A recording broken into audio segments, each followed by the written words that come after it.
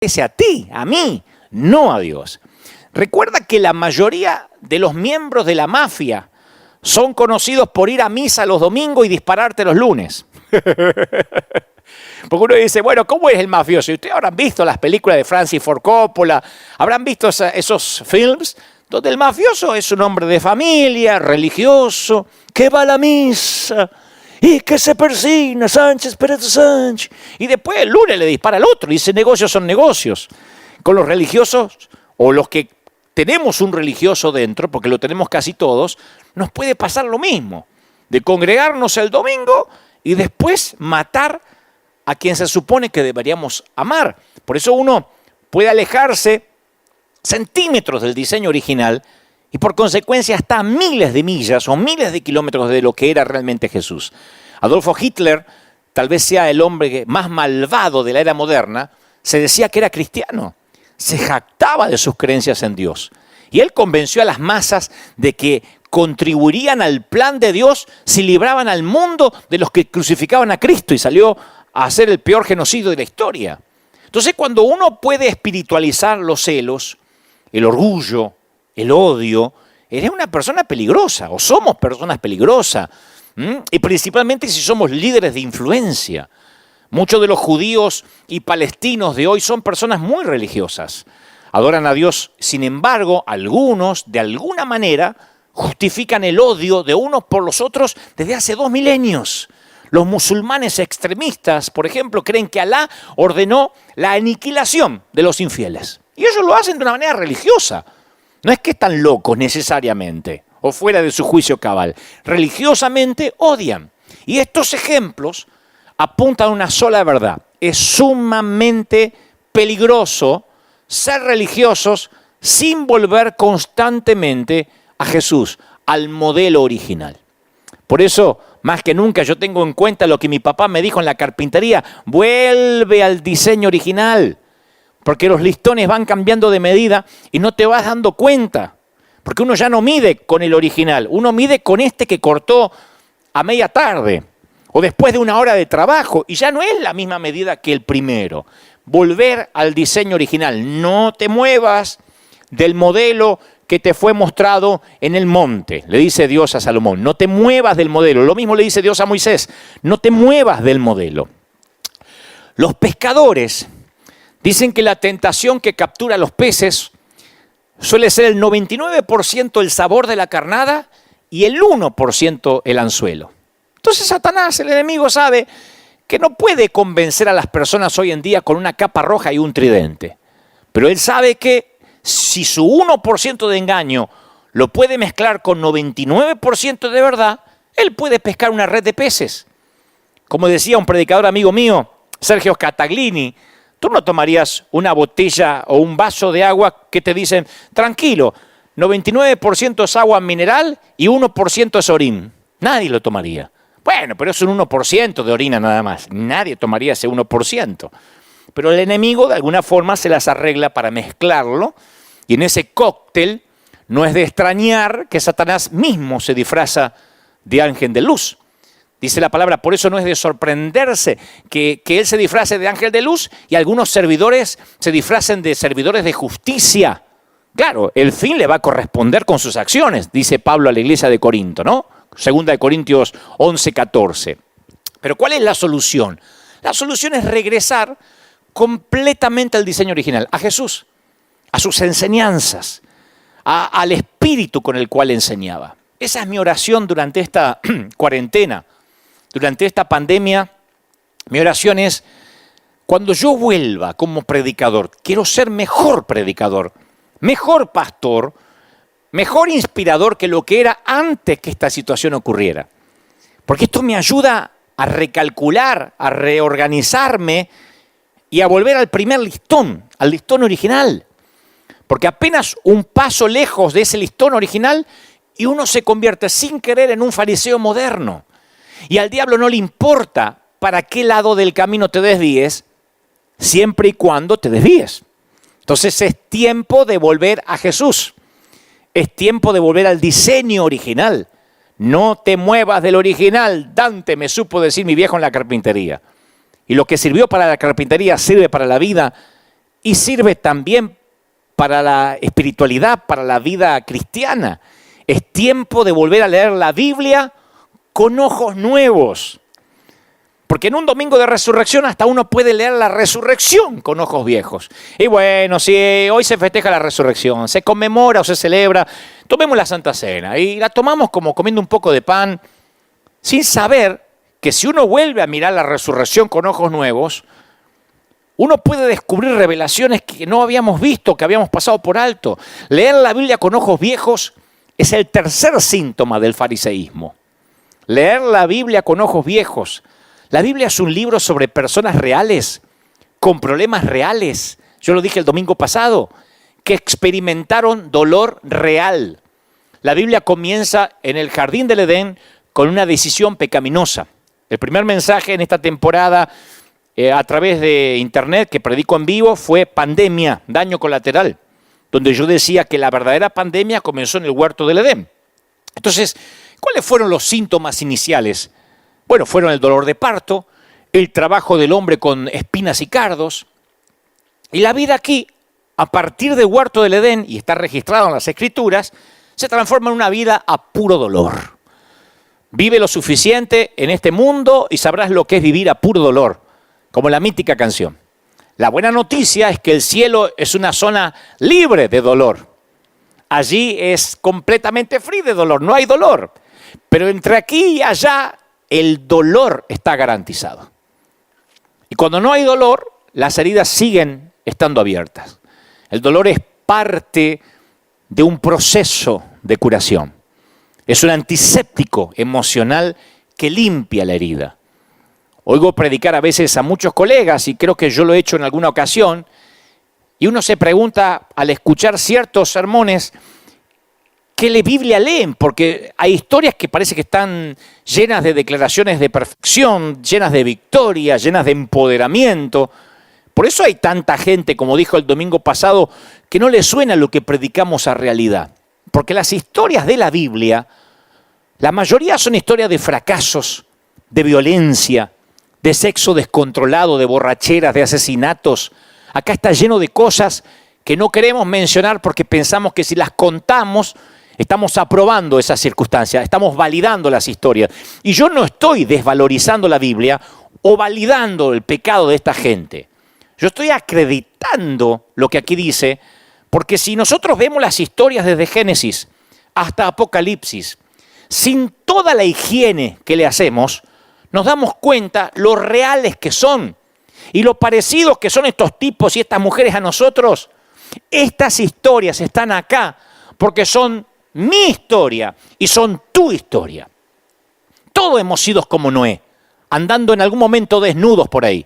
Si no lo hiciste físicamente, lo hiciste desnudo emocionalmente o espiritualmente. Esas historias están ahí porque todos hemos sido David, al querer aprovecharnos de algún poder que tenemos sobre alguien. Todos hemos sido Betsabé, nos han tomado y nos han abusado haciéndonos perder lo que más amamos. Todos hemos sido como Esther, utilizadas. Hemos sido abusados y se han aprovechado de nosotros. Por eso esas historias están acá. Muchos ya estamos cansados de oír la Biblia como desinfectada de todo aquello que no nos parece o que no podemos explicar mucho. Y como digo siempre, a los predicadores no nos corresponde qué predicar y qué no predicar de acá. Porque predicar una parte de la verdad es tan grave como no predicar nada. Y no nos corresponde a nosotros censurar lo que no nos suena muy espiritual o muy higiénico. La Biblia es la Biblia. Y está escrita con esas tragedias y con esos fracasos porque son historias reales. Las historias de vida esterilizadas solo caben en libros religiosos inventados para controlar la moral, el comportamiento de las personas. El cristianismo no es así. Dame la Biblia cruda y pesada como es y yo te mostraré gente a puro dolor. Pero no me lo moralices. Eso está bueno para el Corán. Pero la Biblia habla de dolor. La Biblia es un libro de gente rota, de gente con problemas. La Biblia no es un libro de el salmista David. ¿Qué decía David? Y le ponemos muchas D al final para que suene espiritual. David dijo. David era un tipo roto. Vean los salmos de David, léanlo con ojos nuevos y verán poesía descarnada. A un hombre que dijo, mientras callé el pecado se me envejecieron los huesos. Un hombre que a veces se quería morir, que tenía depresiones, que no quería salir de la cama. Estoy hablando del rey de Sión. El dolor nos otorga un posgrado cuando uno ve que el dolor ya está impreso aquí. Recuerden a José. 17 años de sufrimiento le valieron un grado de posgrado en dolor y en empatía. Porque el dolor trae empatía. Uno cuando se duele y reconoce el dolor, uno puede entender el dolor de la gente. Y él tiene un acto de empatía cuando nota una mirada de abatimiento en el rostro de un compañero de la cárcel que eventualmente termina salvando 2 naciones. El dolor puede ser un profesor de teología. El dolor puede ser un entrenador de vida. Nada obtiene toda nuestra atención como el dolor. Nada. El dolor te revela dónde debemos sanar, nos revela dónde debemos sanar, dónde necesitamos crecer y reorienta las prioridades como nadie más. No me digan que ahora hay alguien en el planeta que no se le haya reorientado las prioridades en esta pandemia. Muchos actores principales, actrices principales de las Escrituras sufrieron una noche oscura del alma. Muchos. Gente rota, a puro dolor. José perdió todo. Sara luchó contra la infertilidad. Moisés fue un fugitivo durante 40 años. 40 años viviendo en el patio trasero del desierto. Algunos dicen, ¿qué? ¿40 días en casa? 40 años. David tenía un suegro que intentaba matarlo. Digo, por si alguien se queja de los suegros. María Magdalena poseía un demonio. Pablo tenía recuerdos continuos, crónicos de asesinato que quemaban su alma. El pasado que lo atormentaba. También había algo en común. Oyeron la voz de Dios en la hora más oscura. Mi oración es que aprendamos a discernir la voz de Dios en este dolor. ¿No hay una lección que Dios está tratando de enseñarnos? ¿Será que, alguna parte de nuestro carácter que no pueda ser cultivada de otra manera que no sea con esto que Dios tiene que permitir? Uno de los domingos que yo prediqué acá, yo no sé si orar poniéndome a reprender a los gritos espíritu de coronavirus. Yo quiero que todo el mundo se sane. Yo quiero que nadie se enferme, como todo el mundo. Es sentido común. Pero no sé si quiero ir en contra de lo que Dios designó, porque yo creo que no podemos ignorar los deseos, los sueños, las puertas abiertas cuando hay dolor. O sea, lo que intento decir es que hay un montón de cosas que empiezan a ocurrir, que a veces no las vemos si no está el dolor en el medio. Cuando está el dolor uno no puede ignorar las cosas, uno se detiene. Dios lo usa a veces para sacarnos de un comportamiento adictivo, lo usa para sacarnos de una situación adversa, lo usa para sacarnos de una relación abusiva. El milagro que Jesús repitió, quizás más que cualquier otro, fue el de la curación de los leprosos. Jesús estaba restaurando su capacidad de esa gente de sentir de nuevo. Porque la maldición de la lepra es la pérdida del tacto, especialmente. Se vuelven entumecidos con el mundo que los rodea y es una forma peligrosa de vivir la vida. Los leprosos del Medio Oriente perdían el tacto, la sensación de las extremidades de manera tal que cuando se dormían por las noches las ratas le comían los dedos y ellos no se daban cuenta. Entonces ese nivel de callosidad es peligroso para un leproso y también para los que sufren de lepra espiritual. Los callos espirituales. Porque la constante exposición o el contacto, ya sea a lo sagrado o a lo profano, esto lo digo siempre aquí en River, producen callosidades en el corazón humano. Estar en contacto con lo profano, como la pornografía, produce callos. Lo que al principio a lo mejor te excitaba, hoy ya se te hace común, necesitas algo más fuerte. Pasa con la droga, pasa con el alcohol, con todo. Estar en contacto con la sangre, con los muertos, con la basura, con el estiércol, se te producen callosidades en el alma. Y lo que es peor, las cosas sagradas se convierten en comunes y corrientes. Si la iglesia estuviese repleta, diría, y que lo sagrado no se vuelva. Y todo River diría, común. Aquí se lo saben de memoria. Estamos tan expuestos al estímulo emocional a través de los medios de comunicación que nuestra capacidad de compasión está disminuida. Si la pandemia se estira, Dios no lo permita, y esto dura meses, Vamos a acostumbrarnos a ver fosas comunes como la de esta semana aquí en New York. Vamos a acostumbrarnos a ver gente muriéndose sin pasar por un memorial o un funeral. Lo vamos a tomar como común. Tú dices, no digas eso, no nos podemos acostumbrar a eso. La gente se acostumbra a todo, a lo profano, a lo bueno, a lo malo, a todo, hasta a la presencia de Dios. Hasta el que caiga maná del cielo, la gente se puede acostumbrar. Y se encoge nuestro amor por los perdidos y por el dolor ajeno. Porque somos como esponjas. Pronto nos saturamos de lo que sea.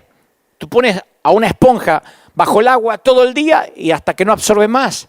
La única forma de restaurar la absorbencia es estrujarla. Por eso perdemos nuestra capacidad de absorber. Porque si nos negamos a sentir dolor, dejamos de crecer. No importa cuántos mensajes escuchemos, no podemos absorber más verdad hasta que el Señor nos estruja. Antes de esto había gente que venía a la iglesia y estaban, no solo aquí, en cualquier templo, como pasajeros adormecidos en un tren, mirando la hora y diciendo que no se haga largo, que tengo que ir a comer. Y había unas verdades y unas revelaciones, pero son como esponjas, ya no pueden absorber más. Vamos a salir a evangelizar, vamos a salir a llevar muebles. Hemos llevado muebles, hemos amueblado casas completas durante casi todo un año. Y no iban muchos, un grupo, a veces 30, 40 personas, pero somos varios miles. Yo estoy seguro que en estos días la gente se moriría por ir a repartir comida. De hecho, dicen, déjenme ir. Porque antes capaz que no había esa sensación, esas ganas de ir. Porque como esponja nos llenamos. Y como estamos llenos, hasta que el Señor no nos vuelve a estrujar con dolor, no podemos volver a absorber verdad. Ahí es cuando recuperamos nuestra absorbencia. Así que, ¿qué hace Jesús? A los leprosos les da el regalo de sentir de nuevo. Y ese regalo incluye el placer como el dolor. El versículo más corto de la Biblia dice Jesús lloró, o uno de los más cortos. O sea, Jesús fue un hombre con sentimiento, familiarizado con el dolor. Lloró también en el huerto de Getsemaní. En Pablo tenemos a un hombre que sufrió en todos los niveles. Sin embargo, permaneció fiel hasta el final. ¿Qué tenía que decir Pablo con respecto a la adversidad? ¿Qué fue lo que aprendió? ¿Cuál era el secreto? ¿Cómo es que seguía animándose a continuar cuando la mayoría de los tipos se hubiesen dado por vencido? Y él seguía escribiendo cartas desde la cárcel, sabiendo que su cabeza iba a rodar por la arena antes del amanecer. Pablo dice, para evitar que me volviera presumido por estas sublimes revelaciones que tengo, por tanta verdad que estoy absorbiendo, una espina me fue clavada en el cuerpo. Hay una versión que dice un aguijón. Es decir, un mensajero de Satanás, ¡paf!, para que me estruje, para que me atormente. 3 veces le rogué al Señor que me lo quitara. ¿Qué le dijo el Señor? Te basta con mi gracia, te la arreglas con mi gracia. Mi poder se perfecciona ¿en qué? En tu debilidad. Así que me voy a gozar, dice Pablo. Gustosamente, voy a hacer alarde de que soy débil. ¿Quién hace alarde de las debilidades hoy en día? ¿Cuántos predicadores conocemos haciendo alarde de las debilidades? Hacemos algunos alardes de algunas debilidades. La mayoría no. Es como cuando le preguntas a un empleado o a alguien que quieres contratar, dígame algún defecto. Soy adicto al trabajo. Soy muy perfeccionista. Disfrazamos las debilidades de cualidad. Pero Pablo dijo, yo me voy a gloriar en mis debilidades de verdad. Me regocijo en debilidades, en insultos, en privaciones, en persecuciones, en dificultades. Porque cuando soy débil, soy fuerte. 2 Corintios 12:7. De todos los conflictos y abusos que sufrió Pablo, su espina clavada en el cuerpo fue lo que más le molestó. Algunos dicen que era un defecto en la vista. Lo sacan en conclusión porque en un momento dice, miren con cuán grandes letras los escribo. Después terminan diciendo, no, está diciendo que está remarcando eso, como quien remarcaría hoy en computadora en negrita, ¿no es cierto?, en una tipografía. Otros dicen, no, se ve que su aguijón era el pasado que lo perseguía. Yo quiero pensar y prefiero pensar que era alguna clase de debilidad. Y como se utiliza de manera figurada, habla de un aguijón, yo creo que se refiere a cualquier cosa que puede ser un tormento constante que te causa dolor. El dolor puede ser porque tienes un callo, ustedes saben lo que es caminar con un callo o con una uña encarnada. Yo digo siempre que la uña encarnada se refleja en la cara, ¿no? Y yo creo que Pablo tenía un dolor pequeño, grande, pero que Dios decidió no quitarle ese dolor y él tuvo que aprender a vivir a puro dolor. En el proceso, Pablo hace unos descubrimientos asombrosos con respecto a la adversidad y lo capacita no solamente para sobrevivir ante las circunstancias, sino para gloriarse en ellas y salir victorioso. Entonces yo he aprendido y estoy aprendiendo con la pandemia que hay un propósito detrás de esta pandemia. Yo sé que lo han oído, pero lo diré otra vez. Hay un propósito detrás de esta adversidad para evitar que me volviera presumido, dijo Pablo. Por estas revelaciones tengo una espina, un dolor.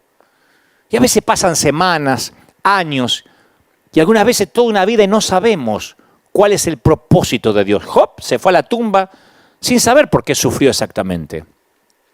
Pablo cuestionó al Señor 3 veces antes de recibir una contestación. Parece como que Pablo, cuando uno lo lee, dice, lo pedí 3 veces. Parece que lo pidió a la mañana, después de almorzar y a la noche. Eso es lo que uno cree, pero no sabemos cuánto tiempo pasó entre sus peticiones. Tal vez durante 20 años lo pidió 3 veces. Él conoció la frustración de tratar de mantener la fe en Dios mientras se preguntaba por qué Dios no le respondía. Lo que Pablo aprendió es que cuando Dios no remueve la espina es por una razón, mi viejo. Todos tenemos una espina. Yo tengo una espina. Tú tienes una espina. Y los que parecen que no es porque son buenos actores. Pero todos tenemos aguijones. No les creas a los timadores que te dicen, yo tengo la vida resuelta, yo no tengo espina. Todo el mundo tiene espina, nada más que hay una mayoría que lo disimula un poco más. Hay más hipócritas que otros, pero todos tenemos una espina, un dolor, algo que nos duele, algo no resuelto. Segundo, Dios decide si nos revela el propósito del dolor o no. En el caso de Pablo, Dios decidió indicarle por qué le había dado esa espina, para que no te vuelvas orgulloso. Es interesante que Dios no le revela esto a Pablo la primera vez que él oró. Dice Pablo, yo 3 veces le rogué al Señor que me la quitara. Pablo ni siquiera preguntó por qué. Él estaba pidiendo, Señor, quítamelo. No es poco común que Dios revele la razón del sufrimiento. Él revela. Él le reveló a Moisés la razón por la cual no le permitió entrar a la tierra prometida. Dios le dijo a Josué por qué él y su ejército habían sido derrotados por una tribu pequeña llamada Ai. Porque resulta que había un tipo que se quedó con el anatema, eso es otra historia. Jesús le dijo a sus discípulos que podían esperar problemas y por qué los iban a esperar. Juan escribió a las iglesias de su tiempo y les explicó por qué estaban experimentando pruebas. O sea que Dios no está necesariamente callado respecto a la pregunta del por qué, pero responde a su tiempo, el cual generalmente está un poco detrás del nuestro. Hay mucha gente acá tratando de decir por qué pasó la pandemia, yo les voy a explicar, y otros dando profecías. Yo digo siempre, dije la primera vez que prediqué sobre esto, hace 5 domingos atrás, todos son profetas con el periódico de ayer. Todos. A mí me hubiese gustado encontrar profetas que predijeran lo que estamos viviendo. Ahora son todos profetas, esto pasa por esto y esto pasa por lo otro y esto estaba escrito. Bueno, pero que lo digan antes, no después. Ahora, va a ser difícil que encontremos el propósito rápido. Y tú dices, pero ¿cuál es el propósito? ¿Dios se enojará por preguntar por qué estamos pasando esto o por pedir que el coronavirus se vaya? No, no hay ninguna evidencia de que Dios le haya reprochado a Pablo por haber pedido que su espina fuera eliminada. Dios entiende nuestras debilidades. Yo espero que clamemos a Él cuando estamos experimentando dolor. Yo oro para que la pandemia se vaya rápido. Yo estoy orando para que la iglesia abra las puertas, no solo esta, todas. Dios no se va a enojar, va a decir, está fuera de mi voluntad. Yo oro porque Pablo no fue el primero que le pidió ayuda a Dios. Su propio hijo le pidió a Dios que su espina fuera sacada. Si es posible, pasa de mí esta copa. Entonces, de la misma manera, nosotros tampoco deberíamos tener miedo de preguntarle a Dios por qué. De hecho, Santiago instruye a los creyentes para que le piden a Dios una respuesta del por qué. Dice, si a alguno de ustedes le falta sabiduría, pídasela a Dios y Él se la va a dar, que le da todo generosamente, generosamente, Santiago 1:5. O sea que si hay algún necio es porque no conoce la generosidad de Dios. Porque la adversidad puede ser un regalo de Dios, claro. Tú dices, ¿me estás diciendo que esto que estamos pasando en el planeta puede ser algo de Dios? ¿Un regalo de Dios? Yo dije el primer día, no podemos meter a Dios cuando queremos y cuando queremos lo sacamos y esto resulta que es del diablo. Cuando tenemos adversidad, a menudo nos apresuramos a pensar que es algo que Dios nos está haciendo. ¿Por qué me sucede a mí esto? Decimos. ¿Por qué me permitas que me sucede a mí y no al otro? Pablo no lo veía así. Pablo dice, para evitar que me volviera un presumido, que me saliera el pechito de paloma a lo argentino, por las sublimes revelaciones que tengo, me fue dada una espina en el cuerpo. Pablo tenía la fe, a ver cómo te lo digo, la fe para creer que esa constante limitación que él tenía era un regalo. Él lo consideró un obsequio. Él sabía que nada destruye tan rápidamente la efectividad de una persona, de un ministerio, de un llamado como el orgullo. Por eso él decía, esta espina termina siendo un regalo de Dios. Él podía verlo como algo que Dios hizo por él, más que algo que Dios le estaba haciendo a él. Y si nosotros viéramos esto que está pasando el planeta como algo que Dios hizo por el planeta, en lugar de algo que le está pasando al planeta, y si Dios hizo esto para que muchos de nosotros, en mi caso, transmitiera en vivo, en este tiempo particular, y acallara a muchas voces para que pudieran prestar atención lo que Dios dice torpemente a través, no Dios torpemente, lo que Dios dice a través de este torpe servidor. Y si Dios, esto es un regalo que hace o que genera para que de pronto nos acordemos del otro, del dolor. Yo veía las fotos recién de mi Argentina, de Colombia, de nuestra América Latina y nos damos cuenta que ya no hay que ir a Somalia. No hay que ir a Sudáfrica para ver pobreza extrema, gente viviendo en casillas, en rancheríos, en condiciones infrahumanas. Eso pasa en nuestra región, en nuestra América Latina. Y si Dios de pronto este aguijón lo permite para que, entre otros que tienen que reaccionar, la iglesia reaccione, los ministros reaccionemos, Satanás puede ser también el agente de la adversidad. ¿Cómo que no? Una espina me fue clavada en el cuerpo, dice Pablo, un mensajero de Satanás para que me atormente. Entonces, ¿está Dios detrás de todo esto o es Satanás? ¿Cómo es que un mensajero de Satanás está trabajando para el bien de un siervo de Dios? Parece una contradicción. Pero como dice un amigo, cuando Dios manda hasta el diablo obedece. Satanás termina siendo un siervo de Dios. Cuando Dios manda hasta Satanás obedece. Cuando nosotros tomamos lo que se dice aquí y lo comparamos con la vida de Job, obtenemos una figura clara de la soberanía de Dios. Que aún las estrategias del diablo pueden ser utilizadas para beneficiarnos, para extender el reino de Dios. Alguien tiene que decir amén. Aún Satanás es utilizado para que aprendamos algo. Y el enemigo diciendo, tengo la victoria, como pensaba cuando puso a Jesús en la cruz. Lo liquidé. Lo que menos se imaginaba esto, el domingo de resurrección. ¿Cómo Dios no se va a valer de Satanás para que ese dolor que provee, que provoca el mensajero de Satanás, no te enseñe algo, a puro dolor? Ahora, Dios también consuela en las adversidades, no estamos solos. La respuesta que Pablo recibe de Dios en lo que concernía a su espina en el cuerpo no fue lo que esperaba, pero la respuesta de Dios a Pablo le sirvió para asegurarle que había una respuesta, que no había sido abandonado, que no estaba sufriendo a solas, que Dios aún tenía el control y trabajaba en su vida. No es casualidad que miles y miles de predicadores están transmitiendo online y predicando. Algunos teníamos ya más o menos aceitado la manera de salir al mundo. Otros tuvieron que aprender rápido y salir a ministrar a través de otro método.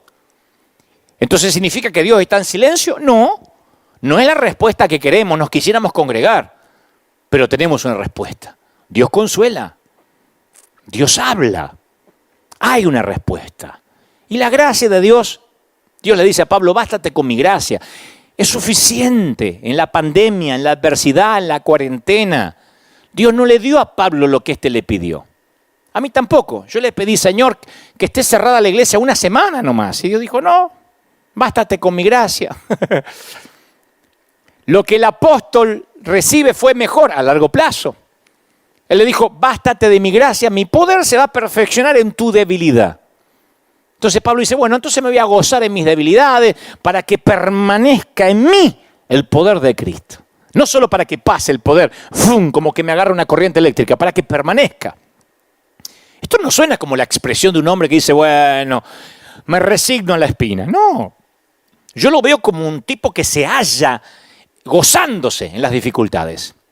Y si la gracia de Dios fue suficiente para un hombre que dejó la familia, el hogar, los amigos, para plantar iglesias en lugares hostiles, que naufragó, que estuvo en prisión, que fue apedreado y hasta lo dieron por muerto, yo tengo que confiar que su gracia también es más que suficiente para ayudarme en cualquier cosa que enfrente, tú y yo, incluso esta pandemia. Ahora, ¿es probable que Dios no quiera eliminar la adversidad rápido o que no la quiera eliminar? Este es el principio más difícil de aceptar. No solo en el contexto de nuestras vidas, sino también en las vidas de aquellos a quienes amamos. ¿Cuántas veces vimos sufriendo a alguien y pensamos, Señor, ¿por qué no haces algo? Lo vemos los pastores, yo veo gente muy piadosa, confinada en una silla de ruedas. Y al ver que alguno empieza a caminar y no caminaba y ver otro que sigue confinado, yo digo, Señor, ¿por qué? Hasta que de pronto entiendo de que uno no puede apartarse del listón original. Que a veces el evangelio lo vamos transformando en un evangelio a nuestra imagen y semejanza sin darnos cuenta. Voy otra vez con ojos nuevos a la Biblia y digo, estamos bajo maldición, el mundo, estos cuerpos se están muriendo. Y se están muriendo junto a los otros. Lo que tenemos que resolver es la vida eterna. Jesús le dijo a los discípulos, yo les he dicho estas cosas para que tengan paz. Pero ojo, van a enfrentar aflicciones, Anímense, yo he vencido al mundo. Juan 16:33. Tengan paz, pero se va a poner fea la cosa. Tengan paz, pero se va a poner fea. Cuando ocurre todo esto pandemia, es increíble ver a algunos cristianos desesperados diciendo, ¿pero por qué? Es el Apocalipsis, ¿qué pasó? Dios se enojó, como que nadie leyó la Biblia. El Señor dijo, tengan paz, pero se van a poner feas las cosas. Van a empeorar, tengan paz. En el mundo, ¿qué tendréis? ¿Qué prometió Jesús? No prometió, como dije la vez pasada, un multinivel. Jesús nunca dijo, seguirme a mí es como Amway o como Herbalife. No, esto no es Tupperware. Seguir a Jesús es tener aflicción, pero con paz. Y una clave para avanzar a través de la adversidad es verla como que incluso la vivimos por causa de Cristo. ¿Cuántas veces escuchamos invitaciones que hacemos nosotros y les pedimos a las personas que dediquen sus hijos a Dios? Acá a veces hacemos dedicación de niños. Presentamos este niño ante ti para que te sirva. Dedicamos las casas a Dios, los negocios al Señor. Yo creo que pronto vamos a escuchar a predicadores que desafíen a su congregación que dediquen su dolor al Señor, su adversidad al Señor. Vives a puro dolor, dedícaselo a Él. Y no porque tienes alma de mártir. Porque yo creo que si Dios puede utilizar nuestro tiempo, nuestro dinero, nuestro talento, entonces ¿por qué no va a utilizar nuestro sufrimiento? La tristeza y el dolor son herramientas poderosas en las manos correctas. Lo que pasa es que cuando sufrimos buscamos respuestas. Tal vez sea el deseo de recuperar algo de control de las circunstancias, o tal vez sea nuestro anhelo humano de creer que todo sucede por una razón, o que todos los detalles de nuestras vidas tienen que encajar como un rompecabezas perfecto. Pero el Señor dice, todas las cosas que Dios dispone para el bien de aquellos que lo aman, todas operan para bien. Todas las cosas se las dispone y operan para bien. Esto es a los que han sido llamados de acuerdo a su propósito. Pablo se lo dice a los romanos. Aun cuando nos aferramos a las promesas de esta verdad divina, examinamos nuestro mundo natural en busca de respuestas que solo pueden tener respuestas sobrenaturales. Pero de alguna manera creemos que si podemos entender la motivación de nuestro dolor, entonces vamos a contenerlo, a reducirlo, a eliminarlo en el mejor de los casos. Y sin embargo, rara vez obtenemos la comprensión o el entendimiento del por qué. Por mi propia experiencia y en mi caminar con otros durante sus pérdidas más dolorosas, yo he aprendido que durante el duelo no hay que buscar respuestas. Aquí en la iglesia viene mucha gente que durante la semana se le murió el esposo, el hijo. Una señora que yo abracé aquí a mi izquierda, una dama que se congrega con nosotros, perdió a su chiquito. Ella iba conduciendo, chocó, su chiquito iba atrás y su chiquito falleció en el acto. Creo que tenía 8 años, 8 o 9 años. Lo que yo he aprendido en la transición del dolor, que ella en este momento, apenas le sucede esto o está transitando el duelo, no necesita palabras, sermones, consejos. Lo que necesita, ella necesita toda su energía para sobrevivir la turbulencia de la pérdida. Y ahora hay que salir adelante. Y lo que necesita es no comprender, ahora no necesita comprender, necesita un abrazo, contención, empatía. Después vendrá la comprensión. Como dice Mamerto Menapace, un querido fray o padre de un querido cura de Argentina, él dice, la transición más larga son los 40 centímetros, desde la cabeza hasta el corazón. De saberlo a sentirlo. Del conocimiento hasta que se nos hace raíz y carne. Son 40 centímetros, la transición más larga. Entonces, cuando uno está en duelo, uno no tiene que apresurarse por querer entender. Y en esta Semana Santa, Jueves Santo, Viernes Santo, yo meditaba mucho acerca del dolor de María, por ejemplo, la Madre de Jesús, cuando levantó los ojos al pie de la cruz y vio clavado en vigas de madera rústica a su hijo junto a 2 criminales. Porque uno dice, otra vez, María, vio a su hijo, era una mamá. Era María, pero no le pongamos una asepsia, una higiene como que ella no tenía dolor porque era una santa. Este era su hijo que estaban crucificando. ¿A quién crees que vio ella? ¿Al león de Judá? ¿Al Mesías? ¿Al Salvador del mundo? Qué bueno, hijo, porque con esto perdona los pecados del mundo. No, ella vio al bebé que había nacido en un establo, al que había envuelto en pañales. Ella habrá visto al chiquito que jugó en el patio de Nazaret riendo y cantando. Tal vez vio al hombre que tenía sudor y aserrín en la carpintería y ella le llevaba una limonada mientras que él fabricaba una silla o una mesa. O tal vez vio eso todo junto.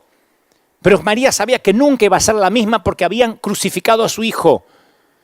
Y ella lo había criado para que fuera un buen chico, un buen hombre, un hombre conforme al corazón de Dios. Y eso lo había matado. Eso fue lo que lo mató. Eso es dolor. A lo largo de la historia de la humanidad hemos luchado contra el porqué de nuestras pérdidas. Y en las páginas de la Biblia vemos esta pregunta planteada una y otra vez. Como dije al principio, toda la Biblia se trata de gente rota. Responder al porqué de los aguijones, de las espinas, es crucial. Es crucial para los golpes aplastantes de la vida. Queremos decir, ¿por qué me pasa? ¿Por qué pasa esto? Hay un montón de gente, ahora teólogos, escatólogos, tratando de ver por qué pasa lo que está pasando en el mundo. Y yo te voy a decir una cosa. Lo dije hace algunos meses aquí en nuestra congregación. Hay una diferencia entre la poda y el castigo. Entre podar una planta o castigar una planta. La diferencia está en la intención. Hay que analizar por qué se sufre. Porque ambos sentimientos se ven y se sienten casi iguales. Para María lo que vio en el Gólgota fue a 2 hombres crucificados junto a su hijo, gritando, sangrando y clamando. Y a pesar de que esos 2 hombres que estaban al lado de su hijo, esos 3 en total, había una diferencia crucial. 2 estaban siendo castigados, 1 estaba siendo podado. 2 estaban siendo castigados, 1 estaba siendo podado. Dios no nos poda para matarnos, sino para sanarnos. Esa es la diferencia de experimentar la hoja de un cuchillo en un ataque y la hoja de un bisturí en una sala de operaciones. Alguna vez en esa misma carpintería yo me corté los dedos, el índice y el anular, luego me los volvieron a injertar. Son mis manos defectuosas que casi nunca quiero mostrar. Y cuando soporté la cirugía de mis dedos, mi médico me dijo que iba a tener dolor en la recuperación y que iba a ser intenso el dolor. Y a medida que se cicatrizaban los dedos me iba a doler más. Porque el cuerpo responde de la misma manera que si yo hubiese sido atacado en un atraco. aun cuando el mejor cirujano tenga que cortar delicadamente la carne para salvar la vida. La intención produce un resultado diferente. Si sufres una herida porque alguien te asalta y te quiere apuñalar y no lo tratas, tu cuerpo se infecta, se deteriora y mueres. Por otro lado, cuando el cirujano hace una reparación, el dolor de tu cuerpo también conduce a una curación y reparación. Lo diferente en la intención es que uno es para curar, uno es para podar y el otro para castigar, o porque te está pasando algo grave. Lo diferente en la intención no anula las similitudes en el dolor. Lo diré otra vez. La diferencia en la intención no anula el mismo dolor que siente uno y el otro. ¿Sí? El dolor es el mismo, pero cambia la dirección de tu enfoque. Esta diferencia de intención se refleja en la forma que percibimos este dolor, a puro dolor. Podemos reconocer que las semillas de grandeza están siendo enterradas para echar raíces, para producir fruto. O podemos pensar que estamos siendo enterrados vivos, asfixiados por lo que nos dice CNN y las noticias. Tantos muertos, fosas comunes, tantos muertos allá, porque vieron que nos dan la cantidad de muertos por día como si fuera el fixture de un campeonato. Perdonen el ejemplo sórdido, pero así de pronto vemos a la mañana, se murieron más en Italia, en Estados Unidos van más. Uy, ¿cuántos en Argentina? Mirá los de Perú. Uy, Ecuador está tremendo. Y uno se anestesia, le agarran hasta callos. Y podemos llegar a pensar, bueno, estamos siendo enterrados, asfixiados, Dios está aplastando el mundo. Pero ser plantado y enterrado puede parecer similar, no lo es. La intención lleva resultados diferentes. La poda de Dios, esos eventos que Él nos permite soportar, nunca pretenden ser un castigo, señores. Dios permite tal poda al igual que un padre amoroso disciplina a su hijo para que madure y alcance el potencial. Hijo, no menosprecie la disciplina del Señor, ni te ofendas cuando Él te reprenda, porque el Señor disciplina al que ama, corrige. La mayoría de los padres tratamos de enseñar a nuestros hijos así. Los padres vemos un panorama más amplio y el resultado deseado si nosotros, torpes padres con nuestras habilidades defectuosas, podemos ser buenos padres, podemos ver lo que los hijos no ven, cuánto más nuestro Padre Celestial. ¿Quién de ustedes si su hijo le pide pan le dará una piedra? ¿O si le pide un pescado le va a dar una serpiente? Si ustedes son malos, siendo malos saben dar cosas buenas a los hijos, ¿cuánto más mi Padre que está en los cielos les va a dar cosas buenas a los que le pidan? ¿No es maravilloso eso? Uno cree que le tiene que enseñar a Dios cómo dar, cómo bendecir. Por eso esas oraciones que son falacias, Señor, las almas se pierden, como diciendo, yo tengo más carga que tú, Dios, Y mi oración va a ser que al fin y al cabo logre que ese corazón inmisericordia mire a los que se pierden. A veces pensamos que nosotros tenemos que convencer a Dios, que envió a su Hijo unigénito para que nadie se pierda, que traiga las almas a la iglesia. ¿Cuántos pastores hemos dicho, vamos a ayunar y orar para que la gente se salve? ¿De verdad creemos que Dios no está interesado en que la gente se salve? Lo que Dios no está interesado es que nosotros ya no medimos con el listón original. Dios no está interesado en que nosotros sigamos cortando listones que ya no se parecen al libro original. Ese es el problema. ¿Por qué yo, decimos? ¿Por qué nosotros? ¿Por qué me toca a mí? Porque yo me acuerdo de una de las noches solitarias del alma, hace muchos años. Estaba pasando un fracaso, varias cosas, y me permití preguntarle a Dios, Señor, ¿por qué yo? Y Él me respondió con unas palabras muy singulares que hasta el día de hoy me acuerdo. Ya se la imagina, ¿no? ¿Y por qué no vos? ¿Por qué no vos? Yo dije, Señor, ¿por qué yo? ¿Y por qué no? Amablemente el Señor me recordó que a veces viene la poda. Y la poda siempre ocurre después de la cosecha y antes de una nueva cosecha. Él corta de mí toda rama que no produce fruto y poda las ramas que sí dan fruto para que vengan más. Juan 15:2. Él poda las ramas que sí dan fruto. Fíjense por qué hay que leer la Biblia con ojos nuevos. Porque cuando pasan estas cosas decimos, no, es que Dios está enojado. Y Él se hartó. El otro día escuchaba a alguien que decía, Dios está harto de todo esto, porque como se está legalizando el aborto, Dios mandó esto. No es necesariamente así. Yo no estoy diciendo que esté a favor del aborto, lo que trato de decir es que no es porque en el Senado pasó tal cosa y ahora Dios manda el meteorito. No, o el coronavirus.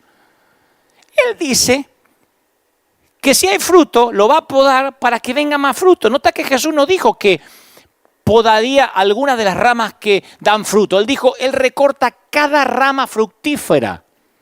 La poda de Dios en mí no fue algo que hice mal. Yo sentí el dolor de la poda en mis ramas porque hice algo bien, di fruto.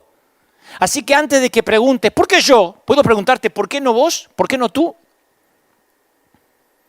Le puedes decir al Señor, pues yo hice todo bien, pero tu comportamiento no te hace inmune a las mismas heridas y al mismo dolor que recibe cualquier rama productiva. Pablo daba fruto, ¿o no daba fruto Pablo? Y él dice, tengo un aguijón que Dios me dijo, no. Mira a tu alrededor, a las otras enredaderas del campo y observa que también han sufrido recortes.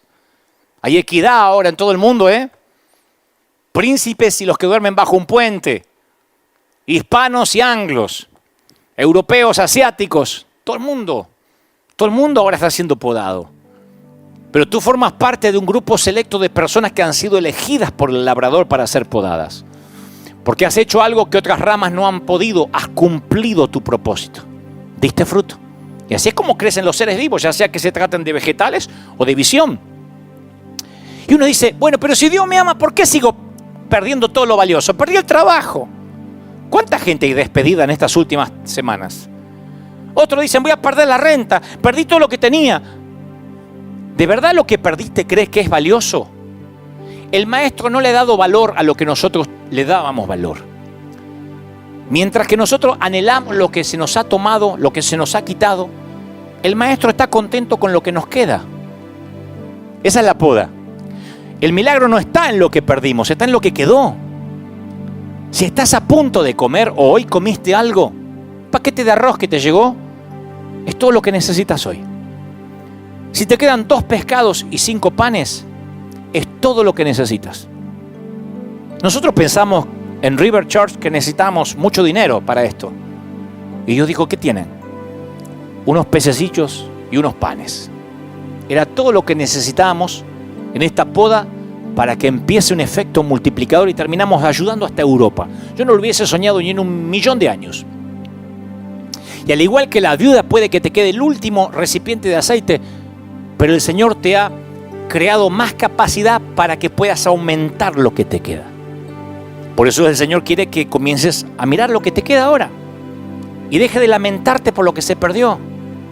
Perdimos la libertad de salir, de caminar, de viajar, de tomarnos un avión, la libertad de salir a la calle. Hoy en algunos países sales a la calle y te meten preso. Perdimos la libertad de comprar papel higiénico, lo que querramos. Creíamos que éramos libres para comer lo que quisiéramos. No, hace poco fui aquí al mercado, agarré 3 pedazos de carne y me dijo 1. Pues somos unos cuantos, 1. Uno no cree que pierde la libertad en cosas nimias. Pero entonces uno tiene que pensar, ¿y entonces qué me queda? Porque después de todo, si necesitaras lo que el maestro te quitó, ¿realmente crees que el Señor lo habría cortado? ¿Te das cuenta cómo cambia la cosa? Una cosa que Dios me está castigando y otra cosa, el Señor lo está quitando. ¿De verdad crees que lo necesitabas? Si el Señor con toda su sabiduría te quita lo que te pesa durante la siguiente etapa del viaje, ¿por qué buscas manera de recuperarlo? Como pastor me costó entenderlo, tuve que hacerme autoterapia. Porque yo no podía entender que Dios pueda seguir con su obra sin los templos en esta temporada. Yo dije, Señor, ¿te la vas a arreglar sin mí? Eso sonó bien argentino, ¿eh? ¿Qué vas a hacer sin River? Y eso se la arregló. Y usa internet, y usa las redes, y el Señor es el Señor de las calles. No es el Señor, nunca fue el Señor de las sinagogas. Dios permita que podamos volver a los templos. Y si no, porque al podarte el Señor te está ayudando a que solo lleves lo que necesitas a donde Él quiere llevarte ahora, a donde Él quiere que vayas. Él sabe que la bendición de la cosecha de la temporada pasada puede convertirse en una trampa y un cementerio para tu futuro. Cruzar hasta la promesa de Dios siempre va acompañado de un proceso de poda. Y yo no sé cómo será el proceso de tu vida. Pero Dios tiene un llamado personalizado para tu vida y las podas van a ser específicas, van a ser únicas. Queridos pastores, no te preocupes, no te fundiste. Hay pastores llorando, depresivos, hombres de Dios que han dado su vida por el ministerio y ahora no saben cómo continuar. En esto juegan todo tipo de variables. Las cosas que Dios te podará dependerán mucho del lugar de donde vengas y hacia donde Él te quiera llevar. Y solo Él conoce eso. Tal vez Dios quiera quitarte algunas relaciones cancerígenas. Cuando Dios remueve algo de nuestras vidas no es porque está tratando de quitarnos algo, es porque está intentando hacer lugar para una cosecha nueva.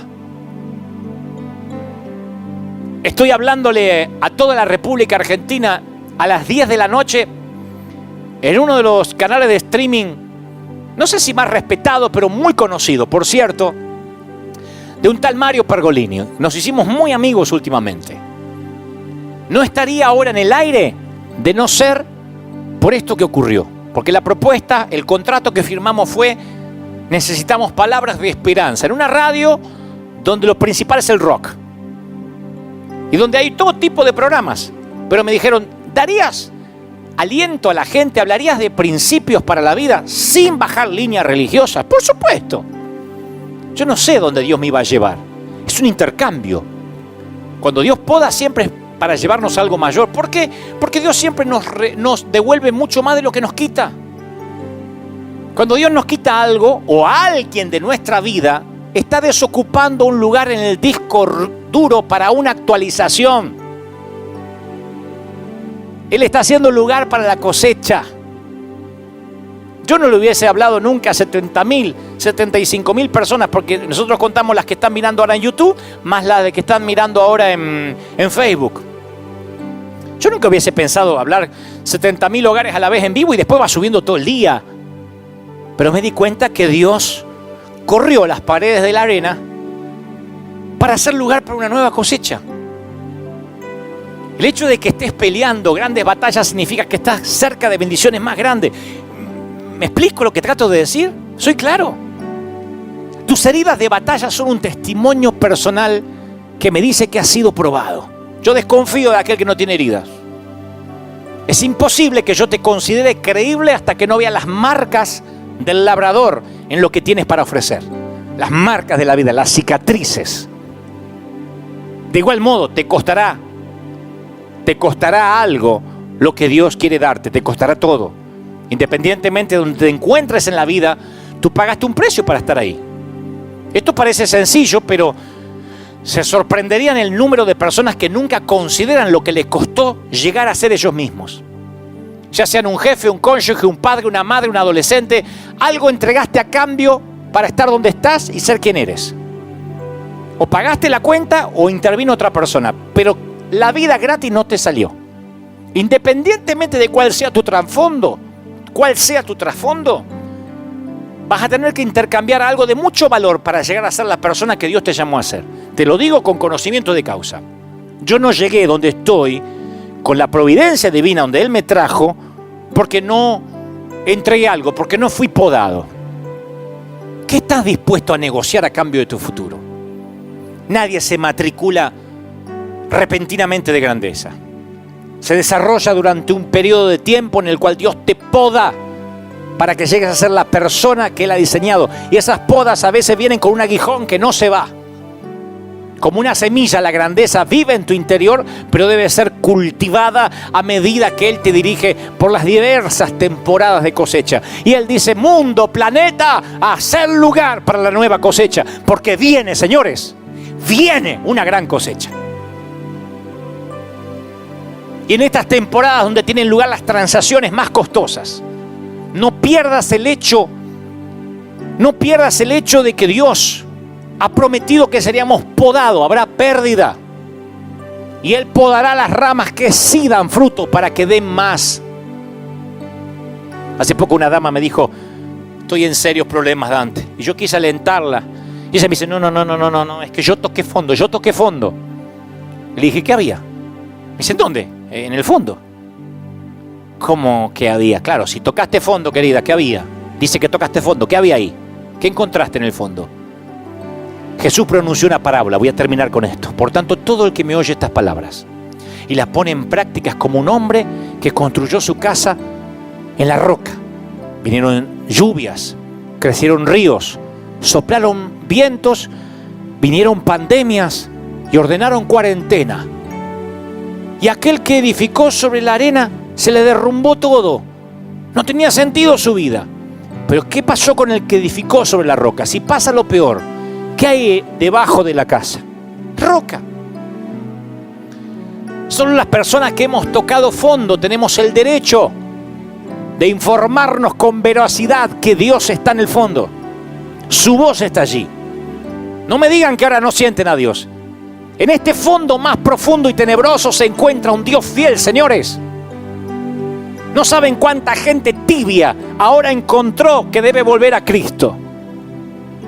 El hecho de edificar tu vida sobre esta roca no te hace inmune a las tempestades, a la muerte, a las pandemias, a los despidos, ni a la gripe.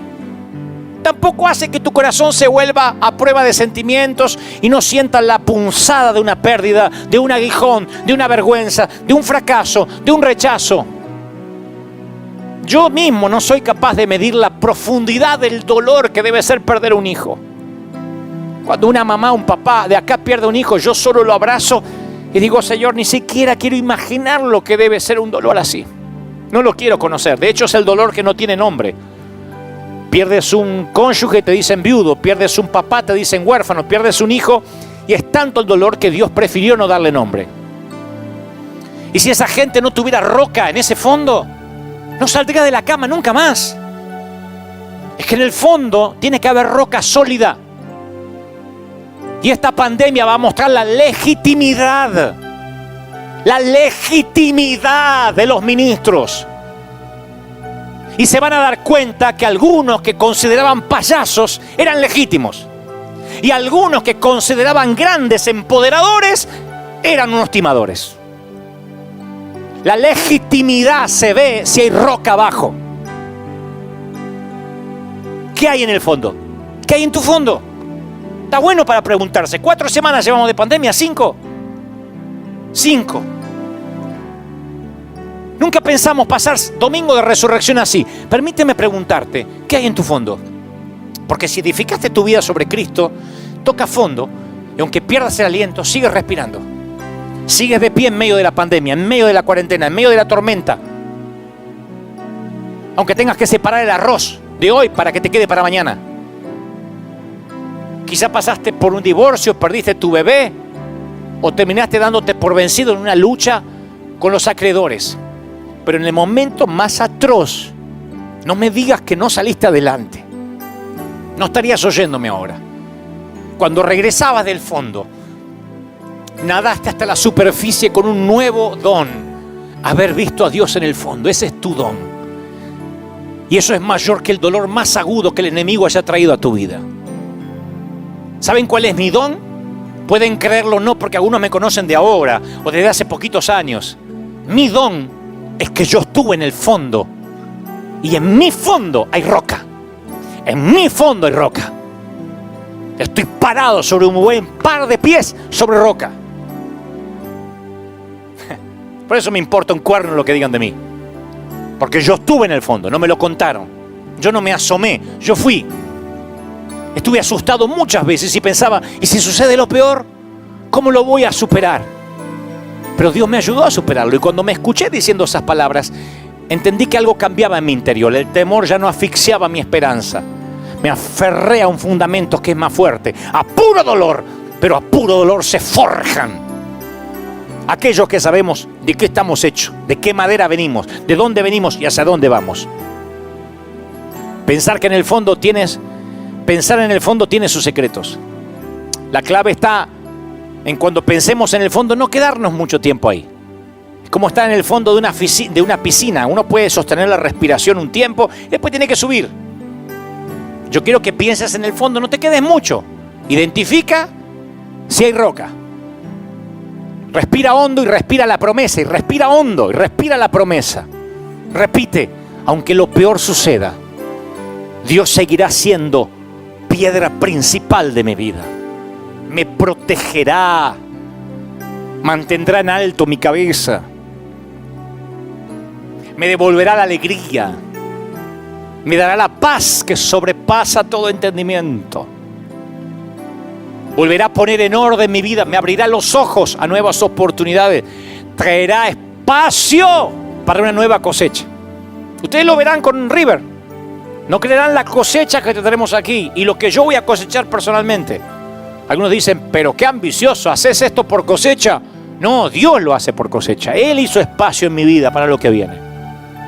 Me hará más sabio, más fuerte. Me sostendrá, repite conmigo, Él dará aliento, me cubrirá, enviará a sus ángeles a consolarme. Los logros me hacen grande, pero el dolor que supere me hará enorme. Dios me ayudará a superar esto, pase lo que pase. Dios está en el fondo. Y como yo construí mi casa sobre esa roca, me voy a mantener firme. Que soplen los vientos, que soplen las pandemias. Me voy a mantener firme como batallón del ejército de Dios. Y en este domingo de resurrección, quiero que entiendas y que comprendas que el peor tocar fondo en la historia de la humanidad ya pasó. Tú dices, ¿qué? ¿Hubo algo peor que una pandemia? ¡Oh! ¿Qué estás pensando? ¿En la Segunda Guerra Mundial? ¿En la Primera? ¿En la Gran Depresión? ¿En la Gran Recesión? No. Lo peor en este planeta ya pasó. El peor tocar fondo. Jesús tocó fondo. Durante 3 días, los temores más profundos de los que le seguían se confirmaron. Y si lo sentencian a morir, lo sentenciaron a morir. Y si lo llevan a la cruz, fue a la cruz. Y si nos quitan a aquel por quien dejamos todo para seguirle, les quitaron a aquel por quien dejaron todo para seguirle. Todo sucedió. Sin embargo, hoy celebramos que Jesús emergió de las tinieblas, del fondo, echando fuera todos los temores para siempre.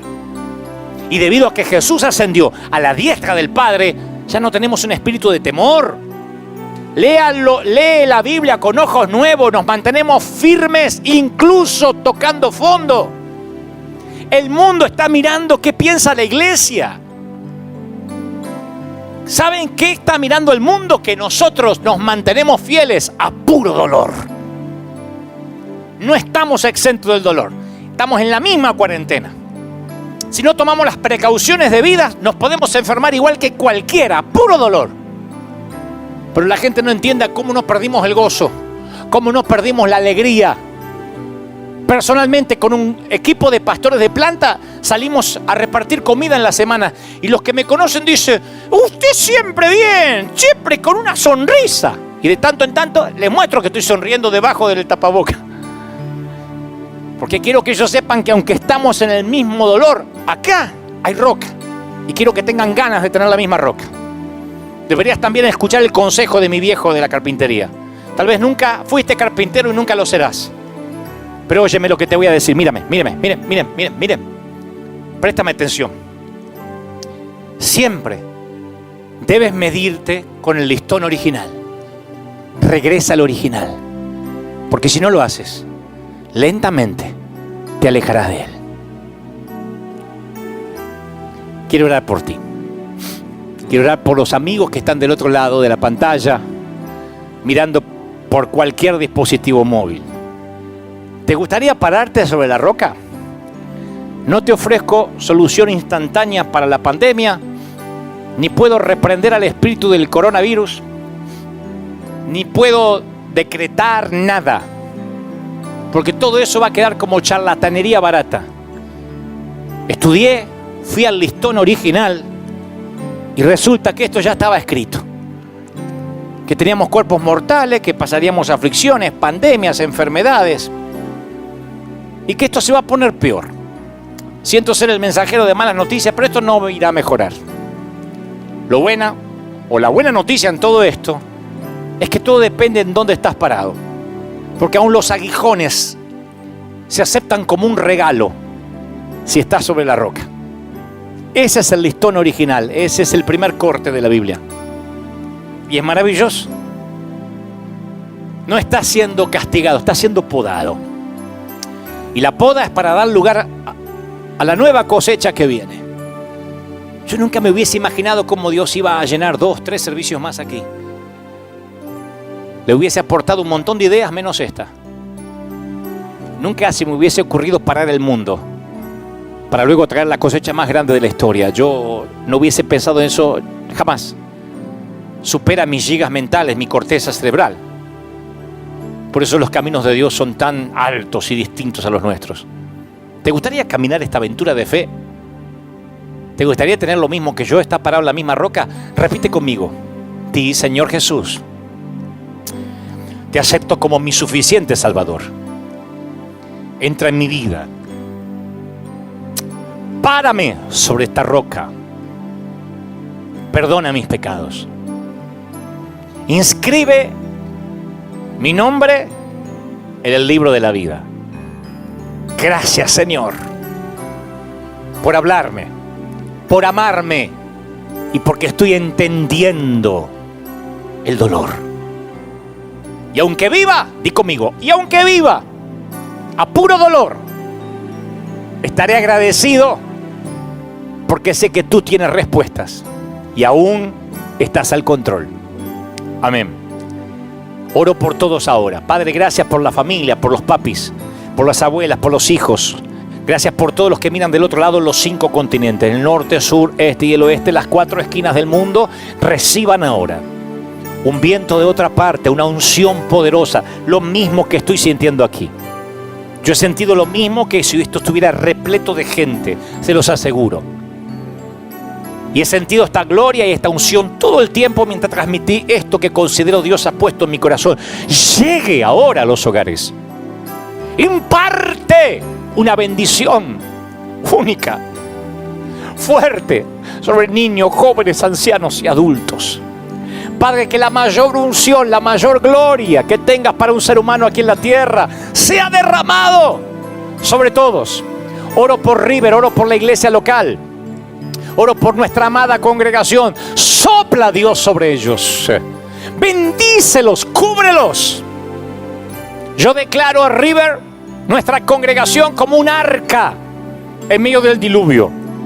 Y la palabra dice que ningún animal, ningún familiar, nadie que subió con Noé al arca bajó enfermo. Así que cubre a mis oficiales. Protege hasta el último de los seres vivos que están en este arca. Porque siempre después del diluvio hay un nuevo pacto. Así que protección divina asignada sobre todos los de River. Y todo el mundo, todos los que miran desde otras partes del planeta, del mundo, yo declaro una unción poderosa, fresca, genuina, única, cuando ya casi han pasado varios minutos desde haber comenzado y la gloria fue increciendo, momento a momento, minuto a minuto. Yo creo que eso crece ahora, Dios. Doble unción del Espíritu, fresca unción del Espíritu, impartiendo, dando ánimo. Aleluya, amén y amén. Batallón del ejército de Dios, escogidos del Padre ungido de Jehová. Por si no te endulzaron los oídos esta mañana, te los acabo de endulzar. Ha sido un placer. Gracias por haber estado ahí, gracias por haberme hecho compañía otra vez. Y que esta palabra quede grabada en nuestros corazones. Hagan viral este mensaje. Y si pueden, a todos los que no conocen a Cristo y a lo mejor no tienen la paciencia para oír un mensaje de hora y tanto, recomienden el espacio que está en vorterix.com, que es un espacio de streaming, es un canal secular completamente, pero todos los días a las 10 de la noche, y para no dar diferencias horarias, lo pueden ver colgado en nuestras páginas, que siempre está la reflexión ahí. Hágalo en viral para que todo el mundo pueda ver esos mensajes, que siempre al cabo son principios bíblicos. Nada más que no los llenamos de versículos y de lenguaje cristianés. Porque siempre hay alguno que dice, pero ¿dónde está Jesús? Y no abrió la palabra. Pero a mí me encanta que los que no conocen a Dios se llenen de principios bíblicos. Y lo demás es orgánico. Hacemos un buen equipo con el Espíritu Santo. Nunca subestimé lo que Él hace en el corazón de la gente. Así que yo solamente les hablo al intelecto y Él se ocupa de llegar donde yo no puedo ir. Dios te bendiga. Gracias. Esto es todo, señores. Nos vemos aquí el próximo domingo, si esto no cambia. Capaz, Dios mediante, con gente, como digo siempre. Y si no, aquí en el horario habitual de las 11 de la mañana de la costa oeste de los Estados Unidos. Dios te bendiga, Dios te guarde, haga resplandecer su rostro sobre ti. Y nos vemos aquí pronto, rejuvenecidos, con nueva fuerza, podados y haciendo lugar para la gran cosecha que se viene. Chao gente maravillosa, los quiero. Hasta la próxima, bye.